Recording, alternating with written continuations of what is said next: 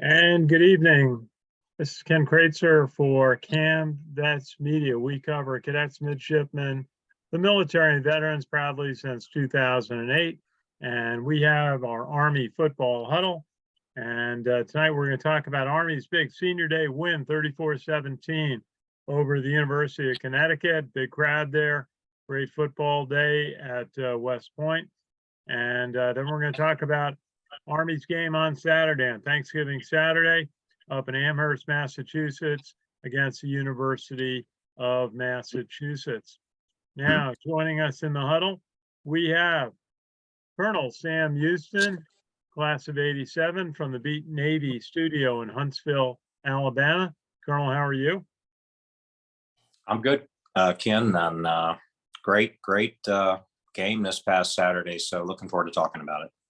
Yeah, okay. And pulling in from South Jersey from the class of 1992, former Army football player Steve Shalou.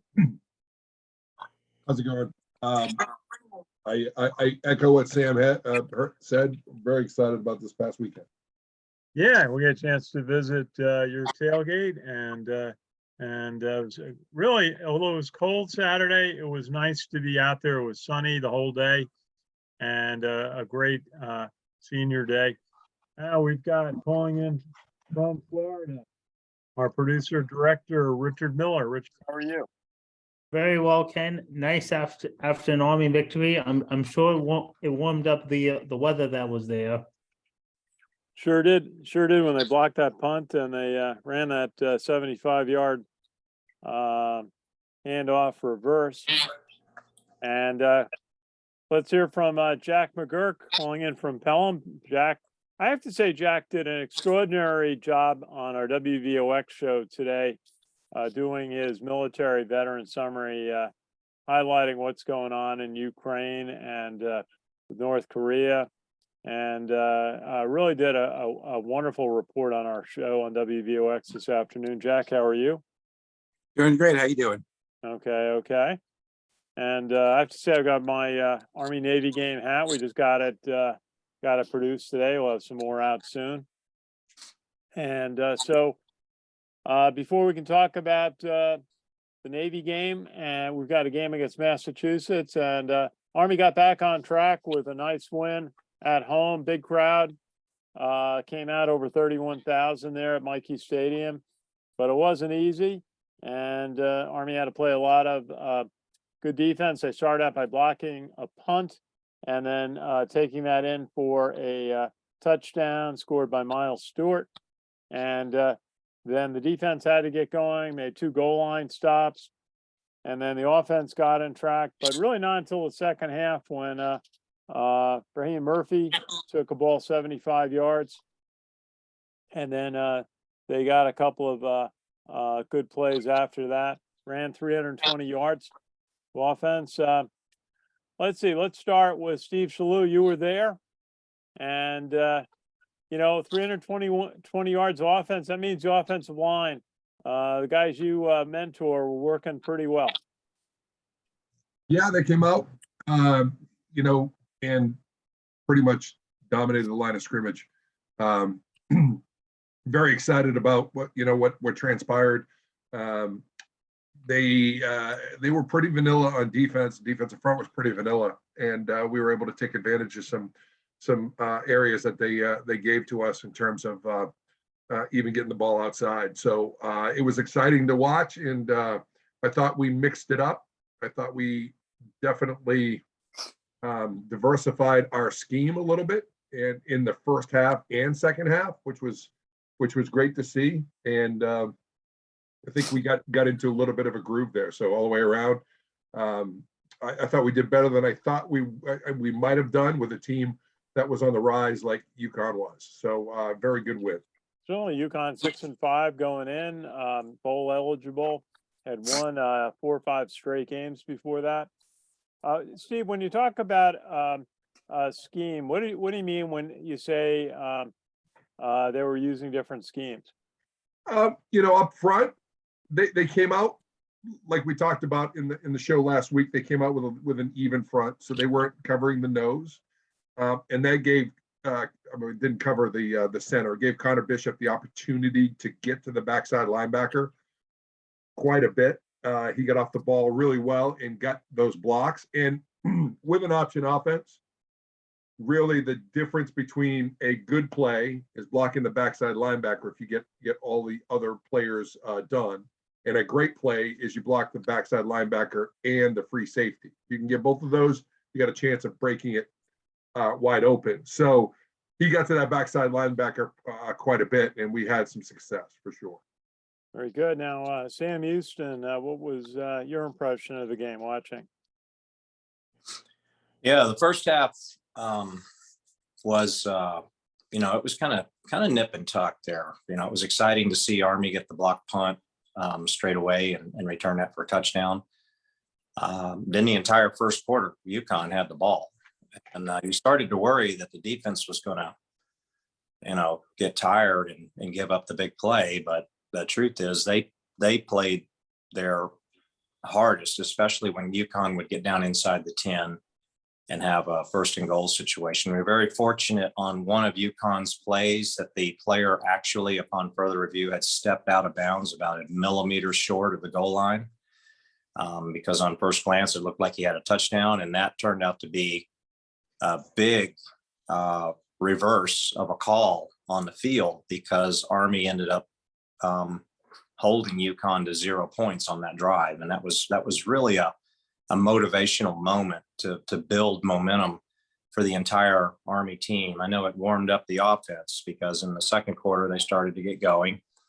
But you still had that moment at halftime where you thought, okay, this kind of has a feel like maybe the Air Force game. Maybe it kind of has a feel like the Troy game. Is this a moment where the other team has us exactly where they want us because they're going to make adjustments and Army doesn't? Finally, in the second half, what we saw was an Army team that came out and had made adjustments on both sides of the ball, particularly on offense, and not the kind of adjustments where we started to see quarterback, V-back, quarterback. Nope. They opened up the playbook with more actual pitches to the outside, double option, triple option, the A-back trap play. We saw that back in the mix, as well as the usual suspects of the quarterback follow, quarterback zone, things like that, and the B-back. And they really did stick it to UConn, but it was in concert with what the defense was doing, because the defense really put the kibosh on UConn in the second half, especially in the fourth quarter. Started forcing them into making turnovers by throwing interceptions, which gave the offense short field and gave the offense the opportunity to finally look like the Army offense and the Army team that we had been hoping to see all season, but we've only seen it on a limited occasion. And Army really did take advantage of everything they had in front of them and put the game away. And so it just was a very satisfying win. And we do hope that this time Army really has put the turn on the rest of the season and are ready to roll up the next two opponents. UMass, you can't overlook them, even though their schedule says otherwise, but you can't overlook them. And then Navy, who is really playing extremely resurgent right now. And we can talk about Navy later, but I got to say, I was pretty impressed by what Navy did to UCF. So anyway, yeah, that's a good win for them. Great game, and glad to see the Army team get 4 quarters of play in. It was awesome. Okay. Jack McGuirk, what was your thought on watching the game? It was a great game. I was kind of nervous at first because, at the beginning of the game, it seemed like UConn was just running all over the field. But then the Army defense came up with those 2 goal line stands early on, which is great. A heck of a game, speaking of the defense, for Markel Broughton. This was senior day, so this was his last game at Mikey Stadium. One hell of a way to go out. 12 tackles and the interception, just a great game for him. And then Brahim Murphy with that great 75-yard touchdown run in the reverse. First career 100-yard performance for him. And actually, Army this season has had 5 guys with 100-yard games. Murphy, Terrell Robinson, Tyson Riley, Jamel Jones, and Tahir Tyler did it twice. So that's good. And also, finally, Coach Monken has career win number 100. So he could put that to rest. Yeah, I don't think he put a lot of time on that, but I'm sure he noted it somewhere along the line. But that is quite an accomplishment. Yeah, I was going to say another interesting stat that kind of jumped out at me. We'll get to Navy and Air Force later, but if you look at the 3 service academy games and add up the number of passing yards for Navy, Air Force, and Army, the grand total you get is 0. No passing yards for any of these service academies this weekend. Wow, that's a good catch there, Jack. Yeah, I said on WVOX early this morning that, gosh, it was a good old-fashioned Army game, 320 yards rushing and 0 passing. Can't get better than that. Richard, what was your thought watching the game? My thought watching the game was I could really think a completely, I think, team effort, a very, I think, nice win for a very nice win for Army over like a team like UConn. I think then breaking up the game open in the third quarter after Murphy's 75 yard run. I think overall really a game where Army being able to break out the game open as they did in the second half of the game, really setting the tone, and hopefully going into these next 2 games, and then of course leading up to the Army Navy game at the end of the season. So a good win. I thought the second half was really a turning point in the game, putting up 14 points, scoring on 1 play, taking only 13 seconds, 75 yards. Then a couple of Tyler, couple of runs to finish off the game. So I think ground game at the end was really a factor in the game for Army to win. So I think was a good win for Army. It was definitely a good win for Army. I guess it all started with that block punt by the freshman Jabril Williams, who Coach Monken said they had watched in practice. He was demonstrating his talent, his quickness. And you got to have football smarts to be able to block punts. And they put him onto the special team for punt, and he gets his first block of his career. And Miles Stewart was there to scoop up the ball, run about 15 yards into the end zone for a touchdown. That really set the tone for the day. Dug a hole for UConn, and Army really showed the energy after that. Listening a little bit to Coach Monken, he was concerned. He loved the 2 defensive stops, first from being at the 5-yard line and then 1st and goal at the 1. And the first resulting in a 26-yard Connecticut field goal. He was concerned about the amount of yards given up in those 2 drives. But those stops were remarkable. Otherwise, UConn could have had a 14-7 lead, and Army got on the board with Tahir Tyler starting, but then Jamel Jones went in, and I didn't quite catch why they made the change, and but he went in. He got a 34-yard pitch out to Brahim Murphy, who had a phenomenal day, over 124 yards, I think it was, on the day. Did anybody catch why they put in Jamel for that drive? What did you think, Steve? I think it may have been a passing down where they brought him in. I don't remember any certain circumstance as to why he was in there. As he stayed and then got the 1-yard touchdown, but then in the third quarter, UConn went and got a touchdown on their first drive, 170 yards, and took a 17-13 lead. But then Army gets the ball the very first play of the drive for Army in the second half.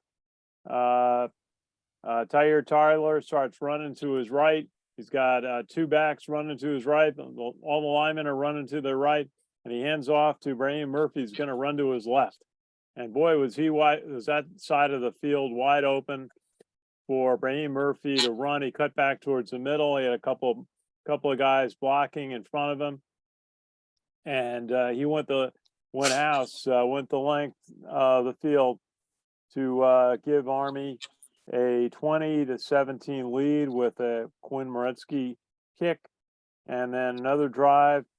UConn made a bad mistake on special teams on punting, where they had a penalty and it cost them. They had a repunt. It cost them, what was it? It was like 38 yards difference between the two punts.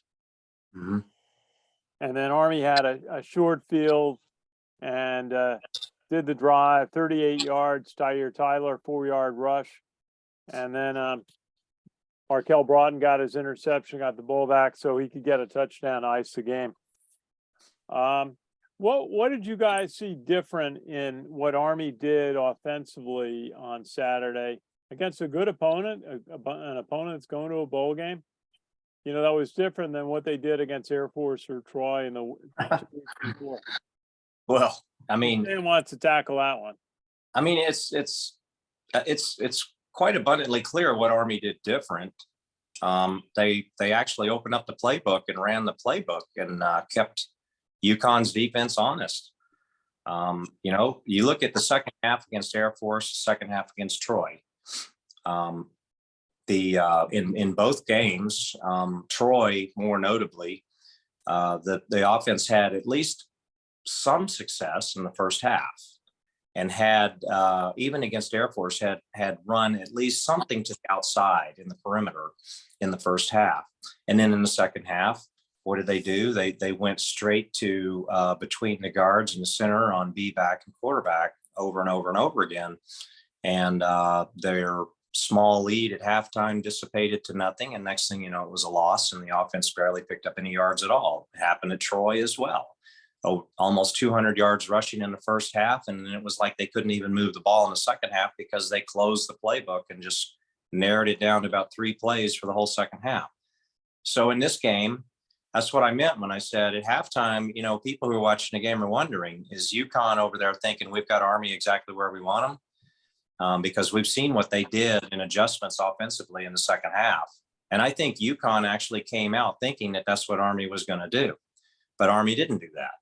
And, you know, by exploiting the perimeter, by pitching the ball, by running trap and counter plays that the triple option is designed to do, you catch people out of position.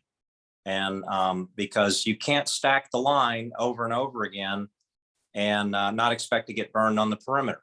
And then you can't guard the perimeter and not expect to get somebody out of position at the line of scrimmage on a trap or a counter play. So I saw a statistic. I think Army had, you know, they had 3 or more. I think it was more than 3, 20 plus yards or more in the game. And I believe most of those came in the second half. So it was really a joy to see that for once, Brent Davis and his team, they went in at halftime. They took a look at what had gone right in the first half. They took a look at some things that UConn was doing, some trends on their defense. And they opened up the playbook and said, you know what, these plays might work. Let's try these, you know, like the Brahim Murphy play that went for 75 yards. How many times have we even seen that play this year? So, you know, good job. And I really hope that that's what happens in the next 2 games, most notably in the Navy game, because I'm just going to tell you, I know this is not the Navy huddle, but I am just going to go ahead and be the soothsayer here and just tell you that if Army goes into the Army-Navy game with a lead at halftime and then decides to come out and just run quarterback, B-back, quarterback, it's going to be a long second half, probably a goose egg on the field for the Army offense, just like last year. So I want to see Army do in the second half on the next 2 games exactly what they did against UConn. Well, certainly, as we've said on this show, when Army pitches the ball, what do we say, 8 times a game, they tend to win. And I think they got close to 8 pitch out plays. What did you see, Steve, in that? Army seemed to definitely open up and utilize the pitch play, which gets the ball outside. They were without Ajon Marshall, so it really took Brahim Murphy to step up as a slot back. And of course, they don't have Tyrell Robinson, and now due to injury. But they got some plays. There was an odd play where they did a pitch out to one of the fullbacks. I Yep. think it was Tyson Riley. And we were all commenting in the press box. That looked a little odd to pitch out to a fullback. So what did you think about their use of the pitch play, Steve? Well, I mean, that pitch play that went out, that used to be a staple in Army's reservoir for when we had heck, and his name runs away from me. He was the Hawaiian running back about 5 years back, and he used to run that pitch out. He had some speed to the corner. He could do that, and that just wasn't a great play, I think, call on that one. But the other pitch plays, it was kind of in the double option type realm where we were going either quarterback or the pitch back. We got out onto the perimeter, did a pretty decent job eliminating the pitch key, meaning making that person commit to either the ball carrier, which is the quarterback, or to the running back, in which they came at the ball at the quarterback. And then we got the pitch outside. It wasn't last minute. It wasn't dangerous. It was well-timed and enough that that person couldn't cover both people. So, and then we got to the corner and we were 6 yards, 8 yards, 30 yards type situation on it. What that does is that loosens the defense up for the fullback. It loosens the defense up for the midline because they're seeing quarterback opening to that side and they're seeing flow with the running back. They can't all cram the inside anymore. They got to get outside of the lane or that's going to be 6. If they don't, we get the ball outside and we pitch it, it's going to be 6 points. So it makes everybody play honest. And just sprinkling that in 8-10 times will make a defense adjust and play honest on that. And then that's where the passing play comes in, is when that lead back comes and runs at that safety, and that safety's running the lane, and all of a sudden he's on a circle route down the sideline and nobody's on him, and Tyre pulls back and throws it. And that's how, our complementary passing game ought to be off of that, because we let them make decisions and then we adjust off of those decisions. If they're going to run the lane hard and they're going to run right by that running back, send them up the seam and throw the ball to them. If they're going to, bash the inside on the fullback, get it outside and see if we can get 10 or 12 yards on a play. So we make them dictate to us and then we adjust to it and we're off and running. So I was really excited about the fact we did it in the first half and then we came back and did it more in the second half. Sure. And that's why I think we won, and we won handily. In terms of a news flash, I just noticed came up, Navy has announced its uniforms for the Army-Navy game. And they're going to honor the 54 graduates of the Naval Academy who became astronauts. Wow. And they've got a white uniform with red stripes over the shoulders, blue helmet, red stripes, and red numbers. Looks a little bit like the New York Giants. Yeah. And they mention Alan Shepard, the 44 graduate of the Naval Academy. Was one of the original 7 astronauts. Yeah, just remind them who 2 out of the 3 astronauts were on Apollo 11 and where they went to school. There you go. That'll There you shut go. up. There you go. Now, let's go. Let's give Richard a chance. What were some of the other games? What were 5 games that stood out to you? And then Jack will handle the service academies. Okay, 5 games that stood out to me. South Carolina hands Tennessee their second loss, 63-38. Rattler for South Carolina threw 6 touchdowns and 438 yards. Also, what stood out for me as well as number 1 Georgia, 16-6 over Kentucky. Bennett, no touchdowns and 116 yards. Also, you have number 2 Ohio State, 11-0 now, defeating Maryland 43-30. Stroud only 241 yards and 1 touchdown. Number 9, Clemson, 40-10 over Miami. And also you have, let's see, what other game? Oh, number 4, TCU, a 29-28 victory over Baylor. The Horned Frogs are now 11-0 on the season. Duggan threw for 1 touchdown, 327 yards in the game. Very good, very good. Now, Jack, tell us about Navy's big win.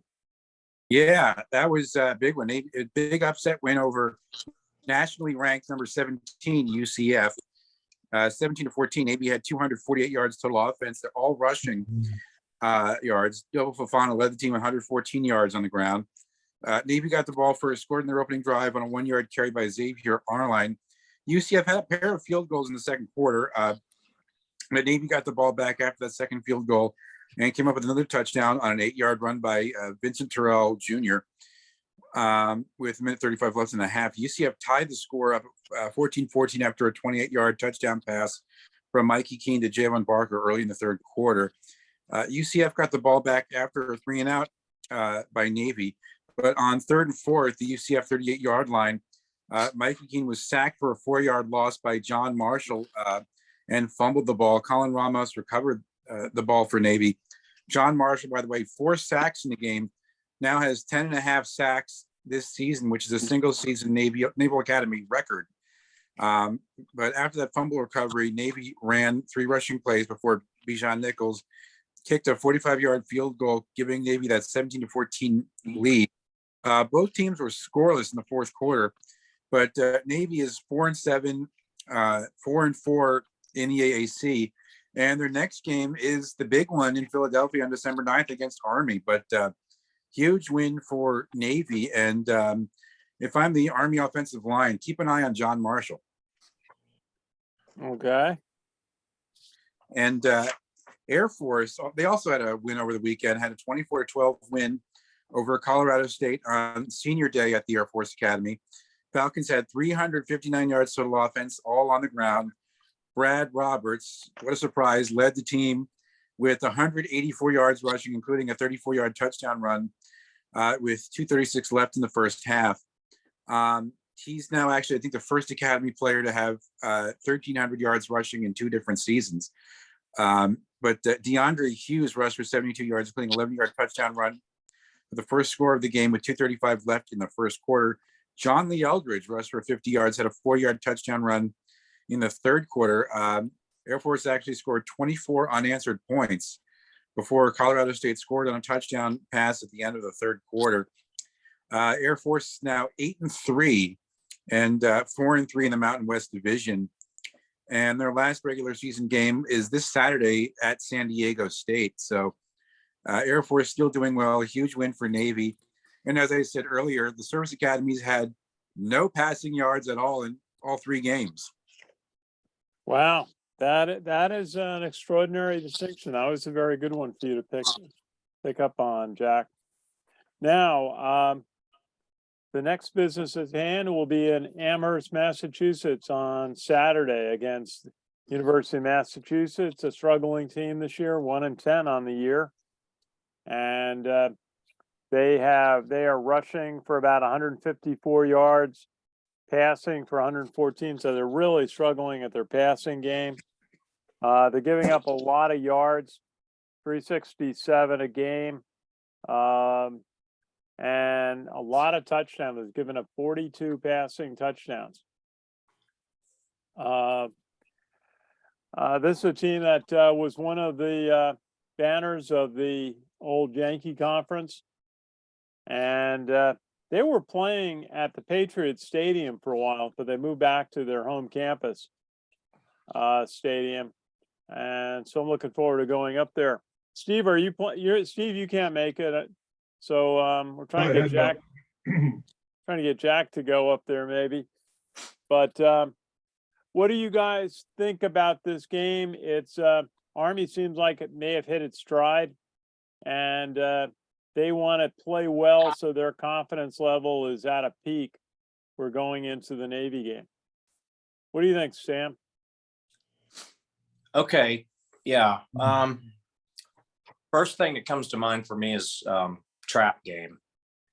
And normally you say that about a team that's rolling through an outstanding season. They have a opponent. They're looking beyond that opponent to the next opponent who's a big rival or something like that, and they come in and they stumble. Good example last season might have been, say, the Ball State game. Army came in 4-0, and you expected them to roll Ball State. They weren't having a good season, and then they just, it was an absolute dud, except for one quarter. So Army needs to be careful. I mean, if you look at UMass's record, you think they're not good. And that's probably true, except for the fact that some of the games they played pretty tough. So they do have the ability to put together coherent offense and defense. And if Army rolls into UMass, looking beyond UMass to the Navy game, then they might have a few early or mid-game mistakes, like putting the ball on the deck and momentum swings, shank punts, things like that keep another team hanging around. And UMass, I guarantee you, they're hungry for a win. There's nothing more they would love to do on their home field than have a win. So if you keep giving them opportunities to win, they'll find a way eventually. So don't do that. Army needs to roll into UMass. They need to play lights out for all 4 quarters. As a matter of fact, it would warm my heart if they played lights out and ran up the score. A good example of Army rolling into a Thanksgiving weekend game and playing just an outstanding game with only one more to go, and that was Navy, was last year when Army rolled into Liberty. And, Liberty, I think, was favored by 7 to 10 points, I believe. And Army just came in there and just put the stomp down on them for 3.5 quarters. And it was beautiful. I was there on an absolutely gorgeous, edge of the Shenandoah Valley day. Yeah.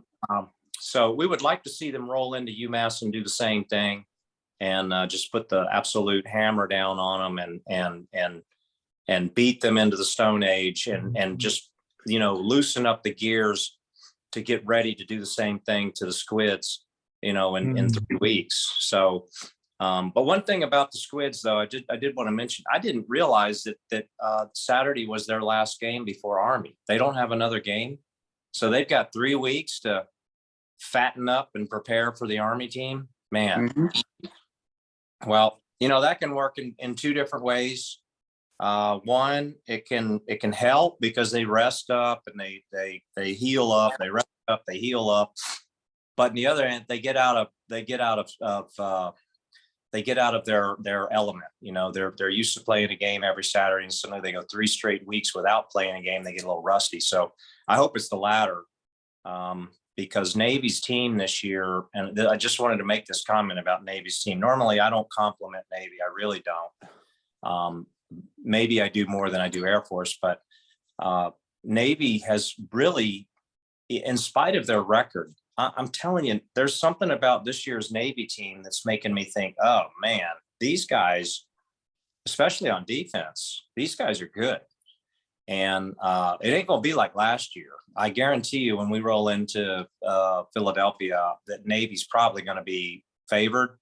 And I don't know, maybe rightfully so, because they have really played some good teams very tough, and they've beaten some good teams. And even though they have a losing record, I would say that Coach Niumatalolo may have saved his job for another year after that beat of that win against UCF. He might have. So I know he has his naysayers there in Squidville, but they might have shut up for a little bit and they're wait and see what happens against Army.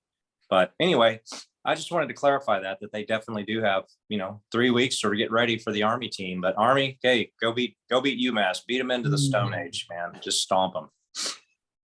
Well, Steve, what's your thought on the game at UMass? To echo what Sam's saying, we've got another team, not unlike UConn, that has transfer portal people in there that are sizable and played in really good programs. The Penn States of the world, they've got some SEC players that are now on their squad, and they're pretty big up front. So they're 300 at the tackles, and the defensive ends are in the 280, 290 range. So our hands are going to be full with Division I defensive players. So we just got to go out there and play fundamentally sound, and try to use the angles and use what we have, our timing and execution, to keep them off balance and keep moving forward and win. It'll be a good tune-up, I think, for Army Navy, and then we're off and running. Okay, let's go down their schedule a little bit. They started off the season losing at Tulane 42-10. They lost at Toledo 55-10. They came home and beat Stony Brook 20-3. They got shut out at Temple 28-0. They lost at Eastern Michigan 20-13. They lost home game against Liberty 42-24. They lost badly home game to Buffalo 34-7. They lost at home to New Mexico State 23-13. They lost at UConn 27-10. They lost a close one at Arkansas State 35-33. And then last week they went down to Texas A&M, and what we understand was a very cold and wet day at Texas A&M. Probably almost as cold as it was at Michie Stadium, but add some rain to it. They lost 20-3 in a game. They said that the stands were almost empty after halftime. So they will. Well, let me ask you guys about does Army traditionally not play a Thanksgiving Day game? What's been the history? They played last year and this year, but they hadn't played one in the years prior to that for about 10 years. What's the history? Because one thing for the cadets, it's a chance for the cadets to go home. Their first chance. I know when I was a cadet, my plebe year, we played Thanksgiving weekend. The Army Navy game was Thanksgiving weekend, because they flew the whole Corps of Cadets and the Brigade of Midshipmen out to Pasadena, California, to the Rose Bowl. And the game wasn't that memorable. But they handed out a Spirit Beat Navy Gazoo to all of the Corps, and three quarters of the Corps threw their gazoos on the field about 5 minutes into the game. I'm glad I kept mine, because mine's now a Christmas ornament on my tree. I love my Beat Navy Gazoo, but that was a Thanksgiving Day game. But I when I think back about the other 3 years that I was there, I honestly, I can't remember if we played a game Thanksgiving or not. And Steve might, Steve played, so he'll know. In recent history, we've flown out to Hawaii over Thanksgiving. Yeah, that's right. That's right. Right. So it generally, it didn't used to be a thing, because the Army Navy game was a week earlier, before they went to conference championships, and then they moved it back another. CBS wanted to have that last game for the Army Navy game. So it usually was played around December 7th, which was generally the weekend after Thanksgiving weekend, and both academies wanted a weekend off. So that was what it used to be, but now that it's moved to the 10th, 11th, 12th, you get 2 weeks, and Army can still play a Thanksgiving Day game and then allow themselves an opportunity to rest up a little bit. Now, with conference play, it gets super important that, to be able to pick up a conference opponent for us being an independent later on in the season gives us an opportunity to play somebody else. Whereas, usually conference play is interconference after a certain point in time forward. Yeah. Well, and also, I guess by playing on Thanksgiving, it allows you to take a second bye week during the course of the season. And that can help quite a bit if you can take a bye after your first 3 or 4 games, as Army did this year, and then the week before the Air Force game. So let's go, Richard. What are some of the key games coming up this week? Some of Then- the key games coming up this week in college football. On Thursday, number 14 Ole Miss will be taking on Mississippi State. Number 21 Tulane will be taking on number 25 Cincinnati. Number 19 Florida State will be taking on Florida. 7:30. These are all games on Black Friday. Number 16 UCLA will be taking on California. That's a 4:30 game. Saturday, number 1 the Georgia Bulldogs taking on Georgia Tech. Good old fashioned hate. And of course, maybe the biggest rivalry, one of the biggest in the history of college or professional sports. Number 3, the Michigan Wolverines taking on the number 2 Ohio State Buckeyes for playoff implications in the college football. Yeah, what time playoff. does that game start, Richard? That's usually an early start. That is a 12 noon start. So probably the same time as Army UMass. Yeah. Number 9, the Clemson Tigers will be taking on South Carolina also at 12 noon. Number 8, Alabama will be taking on Auburn. 3:30, the Iron Bowl. Number 12, Oregon will be taking on Oregon State at 3:30. Number 18, Notre Dame will be taking on number 7 USC at 7:30. Tennessee, number 5, will be taking on Vanderbilt. And number 6, 2 games to actually watch the Tennessee Vanderbilt game at 7:30. Then at 7 o'clock, it's number 6 LSU taking on Texas A&M at 7 o'clock as well. Okay. Jack, so both Air Force, Navy's done except for preparing for Army, and Air Force is done too? Or are they have a game left? Air Force has a game left. They're on the road at San Diego State this weekend. Very good. Now, before we get to the lightning round, I want to mention to you, gentlemen, I went to Army's wrestling match last week on Thursday night when they hosted the number 2 team in the country, the Iowa Hawkeyes. And we had a chance to do an interview with Kevin Ward, the wrestling coach, who comes out of Oklahoma State. And he was on teams that were national champions 4 years. And Army won 3 out of the 10 matches.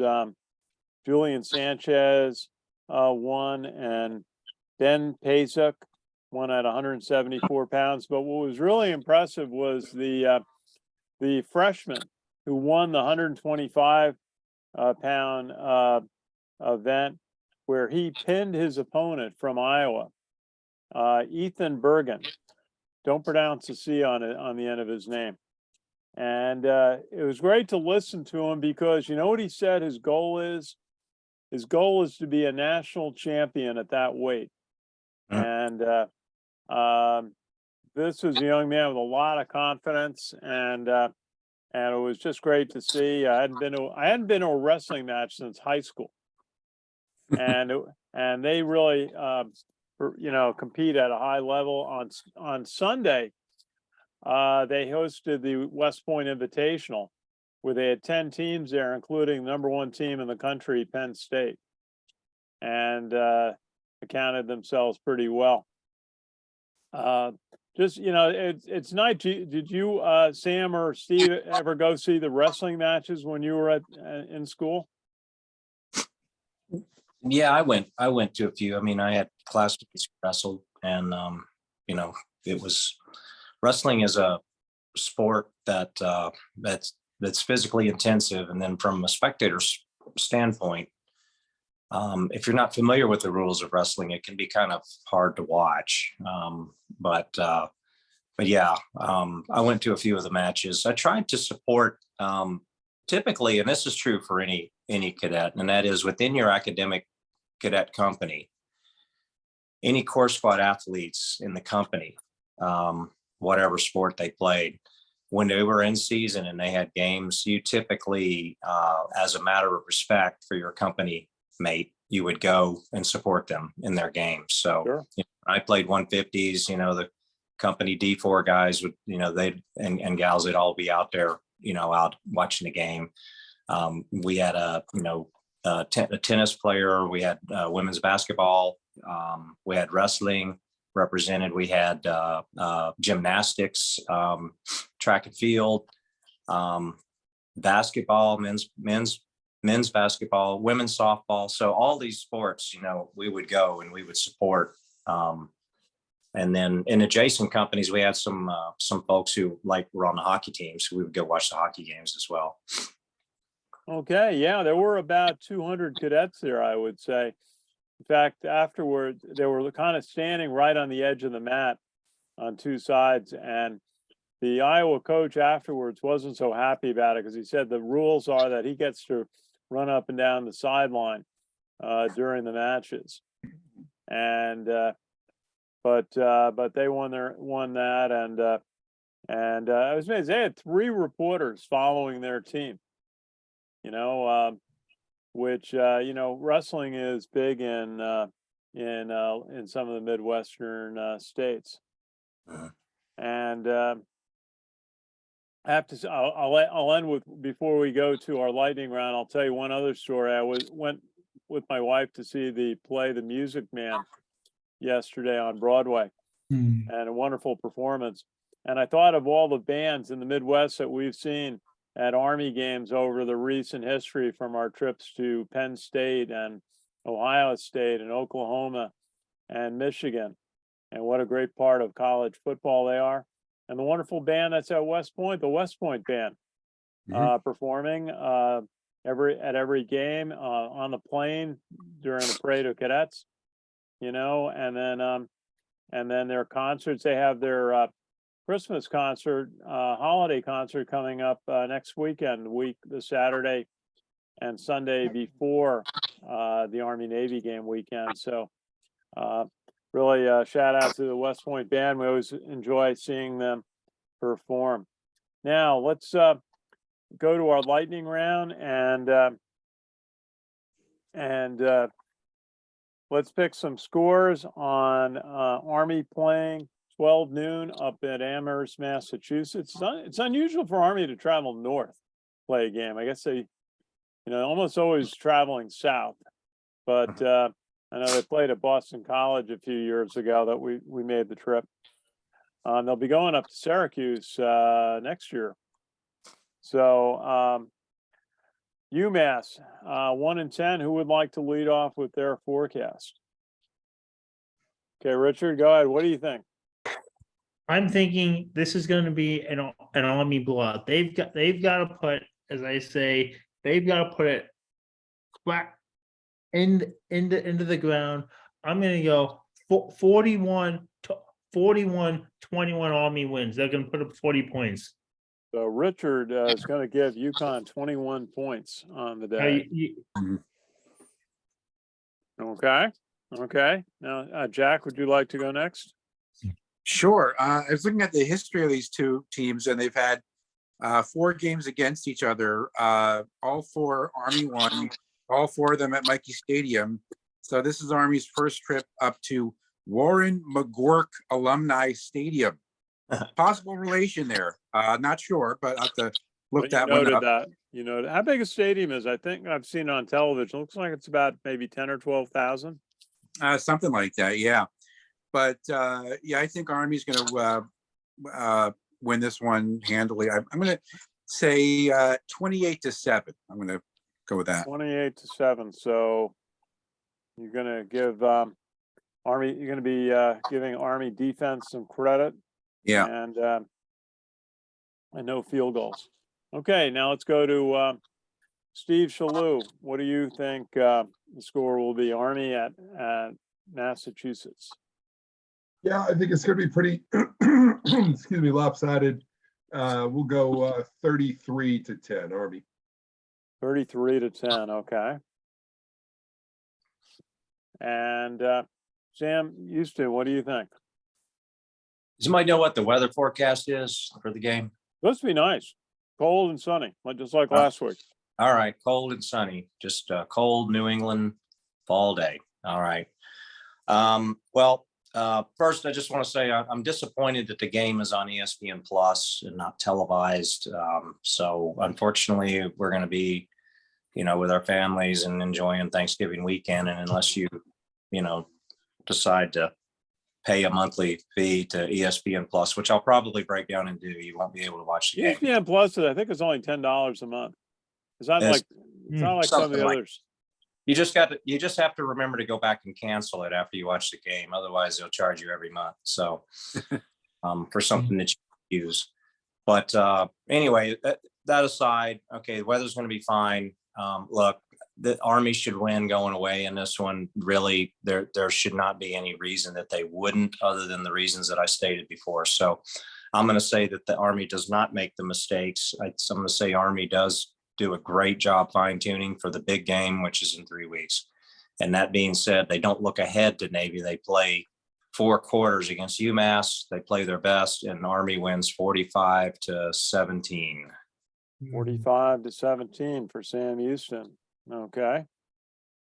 And I'm wondering how much Army's going to try to play some of its backup players, especially the second half. I'm wondering if we're going to see Bryson Daly, a quarterback who is deemed the quarterback of the future, with 3 seniors, 3 senior quarterbacks that Army's utilized, and see who they use at the running backs, whether we're going to see Tyson Riley and Jacoby Buchanan, or are we going to see some of the younger players, Hayden Reed, get a chance, Miles Stewart, and a few others. It'll be interesting to see if Dajon Harrison, the other slot back, will be able to be back in the game. It's been out hurt. And so that's going to be kind of one of those. Army should try to see if they can get the offense running smoothly, effectively, and get the defense going. It's a game where some of the young linebackers for Army that have played well will get a chance to really get set for the Navy game. Max Semenico played very well last week. We may see some more of Max in the game. And so I think it's going to be, let me give a score of, I'll go 31-10. I think, that might be, I'd like to see the defense really have a solid game. And so I'll go 31-10. Okay, any other final thoughts tonight?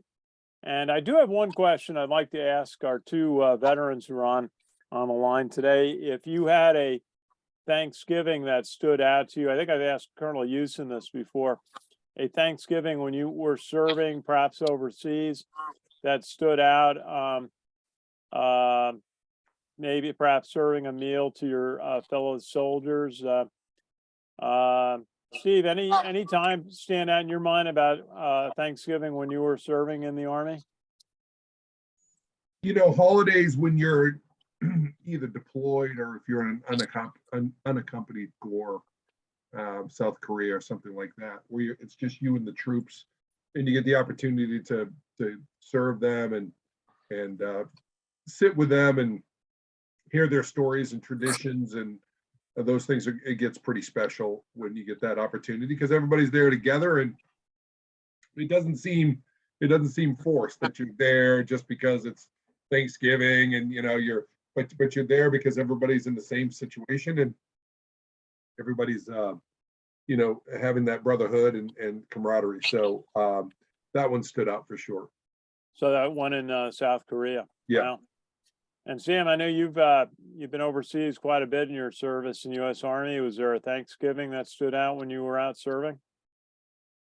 Well, yeah, I mean, there were many Thanksgivings that stood out, and there were ones where, of course, my command sergeant major and I went and we got in the serving line and we served, the soldiers and the civilians who were there, and both Iraq and Afghanistan.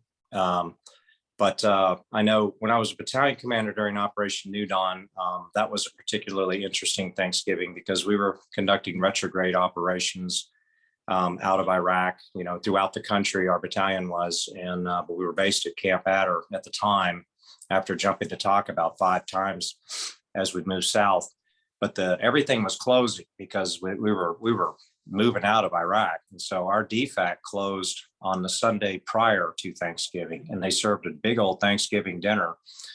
And then because they were closed on Thanksgiving Day, our Thanksgiving dinner was MREs. But I think probably the one in uniform moment of Thanksgiving that sticks out to be the most, and I was talking to someone about this the other day. I went to Liberia for 6 months as part of a UN mission, and was part of an international team running a disarmament camp in a place called Zwedru City. And Liberians have a special kinship with Americans. I don't know if people of the United States really understand how closely aligned Liberians really feel to the United States, and how much they love the United States of America. So they have this special kinship. And so we had several Liberian interpreters that worked for us in the disarmament camp, because many of the combatives who were coming in to turn in their weapons and stuff, they spoke tribal languages or they spoke French, and they didn't speak English, so we needed the interpreters to help us out. And all of these interpreters were great. I had such a great kinship with all of them. They were such really great young men, and they all invited me to come to their houses for Thanksgiving. So now I was already going to go to a big Thanksgiving that we had planned for the Americans that were at Zwedru City. But I planned my day accordingly, and I went out to every single one of their houses, which I'm telling you, they were nothing more than mud huts with palm frond roofs, and broke bread with them and their families. And it was really just a special moment that they took the time to prepare food that they didn't have much of, and then shared it with me, and were so happy to have me in their homes. And really, I couldn't express to them how much happier I was to be invited into their homes and to be able to do that with them. And it really did bring home what Thanksgiving is all about. I mean, it was a great, great Thanksgiving, and I always remember that every year. That's a wonderful story, Sam, and we appreciate how much you and Steve were both serving our country overseas. Richard, is there a Thanksgiving tradition in your house that you'd like to mention? Thanksgiving for me, not really much of a tradition. Not pretty much traditions. Well, one thing I know we usually do. We watch football. We watch the football games. Okay, there you go. There you go. Yeah. Hope you have some good drumsticks while you watch the football. Oh, I definitely. Oh, and also, usually on Thanksgiving, I always have a drumstick. There you go. That's part of the turkey. Yeah. Okay, now Jack McGuirk, what's your thought for Thanksgiving? Well, as I said on the radio show earlier today, that everyone should keep in mind, everybody who's serving abroad, not able to be home with their friends and family for Thanksgiving. As for my family, we also watch football, as Richard mentioned before. I always have to keep an eye on, myself and my dad, we have to keep an eye on the Turkey Bowl, which is an annual football game between our high school, Fordham Prep, and Xavier High School in Manhattan, which they play every year on Thanksgiving Day. And we always have to keep an eye on to make sure Fordham Prep wins. Where does Xavier Prep play its games? They're like in the middle of Manhattan as you can be. Yeah, I don't know if they play at the same stadium for the full season where they have the Turkey Bowl when they host it, but when they host the Turkey Bowl, they play in Brooklyn at Floyd Bennett Field. Yeah, that's a challenge for a team when you got to change boroughs. That's quite a trip to get out there every day to practice. That's like 20 miles and multiple subway routes and buses and whatever they do. And especially if they have the Turkey Bowl at Floyd Bennett Field on Thanksgiving, that's a really tough commute on Thanksgiving Day for the Fordham Prep guys in the Bronx and their families as well. But definitely keep an eye on them. This year, we're going to be watching, there's a big football game at, I think it's a 4:30 game between the Giants and the Cowboys. And that was actually in Dallas. So hoping for a Giants win. We'll see what happens. Okay. So that should be a fun one. It's unusual for the Giants to play Thanksgiving. It's always been kind of the Dallas Cowboys and the Detroit Lions have the home games. Mhm. But we will enjoy that. And very well said, Jack, that we think of our members of the military out serving, out on ships, out on submarines, in the Navy, and obviously the Army and places all over the world.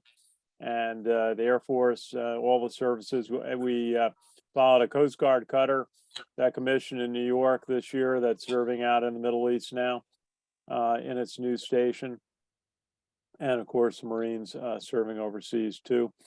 So we will look forward to seeing how Army does against University of Massachusetts in their visit. Looks like it's the first ever visit to Amherst for the Army football team.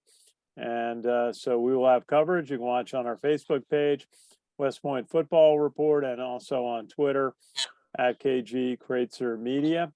And so we'll have some coverage on Saturday live from Amherst. So anyway, happy Thanksgiving. Thank you to our crew for being part of the huddle tonight. And we'll see you next week as we begin the 2 weeks prelude to the greatest rivalry in sports, Army versus Navy. Have a great Thanksgiving, everybody. Thank you for watching.